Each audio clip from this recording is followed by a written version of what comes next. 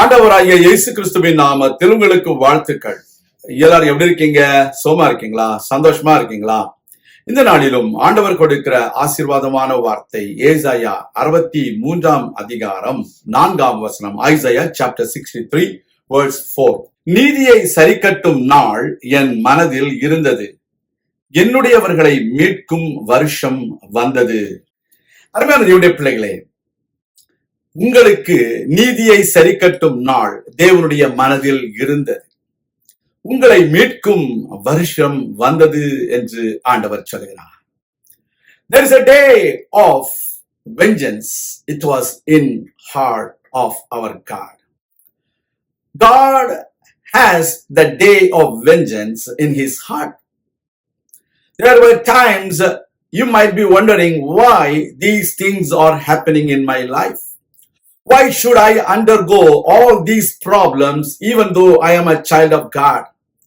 You have been treated very badly in your work spot.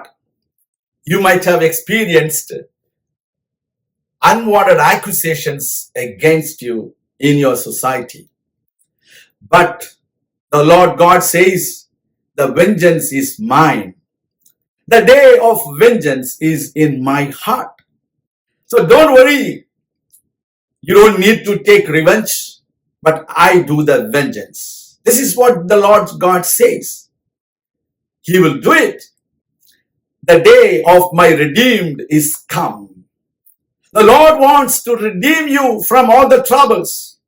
The Lord wants to redeem you from every situations of your life. It may be a financial situation, or it may be a health issue, or it may be an issue in your business. Whatever it may be, the Lord God is going to redeem you out of every situations in your life. You don't need to be worried about it. Just tell everything to God in prayer. Bring everything to God in the altar so that God will take care of everything for you. உங்களுடைய எல்லா காரியங்களையும் தேவனுடைய பலிபீடத்திற்கு கொண்டு வாங்க. அவர் அதை ஏற்றுக்கொள்வார். அதற்கு ஏற்ற தீர்வை அவர் தருவார்.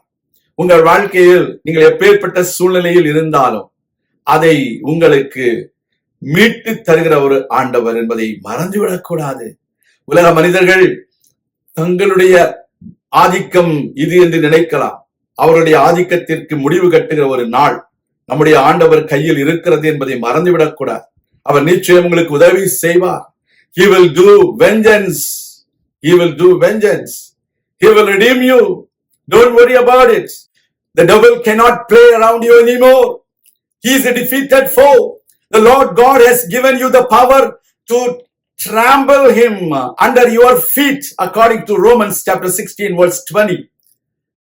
சமாதானத்தின் தேவன் தானே சத்துருவை உங்கள் காலின் கீழே நசுக்கி போடுவார். விசுவாசியுங்க.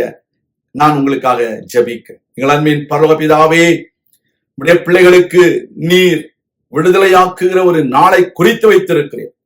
அந்த விடுதலையின் நாள் மிக சமீபம், மிக சமீபம். கர்த்தாவே, உடைய பிள்ளைகளுக்காக நீர் நீதி செய்கிற தேவன், உடைய பிள்ளைகளுக்கு அற்புதம் செய்கிற தேவன். உடைய பிள்ளைகள் வாழ்க்கையில நீர் கூட இருந்து அவர்களை வழி நடத்தும். கஷ்டங்கள், நஷ்டங்கள், கண்ணீர், கவலைகள், துன்பங்கள் எல்லாவற்றையும் நீர் அகற்றி அவர்களை ஆனந்த களிப்பினால் நிரப்பி உடைய நாமத்தை மகிமைப்படுத்த போகிறீர். உமக்கு நன்றி, உமக்கு நன்றி. உடைய கரங்களில் உடைய பிள்ளைகளை ஒப்புக் கொடுக்கிறோம். இயேசு கிறிஸ்துவின் நாமத்தில் ஜெபிக்கிறோம் எங்கள் நல்ல பிதாவே, ஆமேன். கர்த்தர் தாமே உங்களை ஆசீர்வதிப்பாராக. ஆமேன்.